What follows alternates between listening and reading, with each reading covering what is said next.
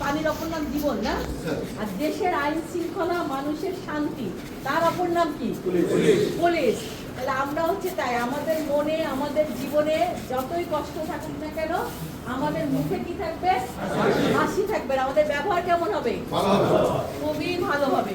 কারণ আপনি তার বিচার করে শাস্তি দেখেন না, যে দেখা গেছে আরো 20 বছর আগের মামলা, এখন ওইটা কোর্টের বারান্দায় হাঁটাহাঁটি করতেছে না, রায় হয়নি, কিন্তু ওর মাথায় আছে যখন আপনার কাছে আসছিল, আপনার ব্যবহার, আপনি যে চার্জশিট পর্যন্ত দিয়েছেন ওইটুকু মনে আছে, মনে আছে না? ওর মনে একটা শান্তি আছে, তখন সে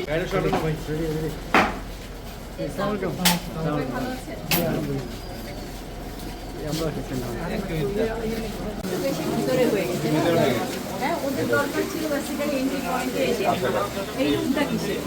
অপারেশন এটাকে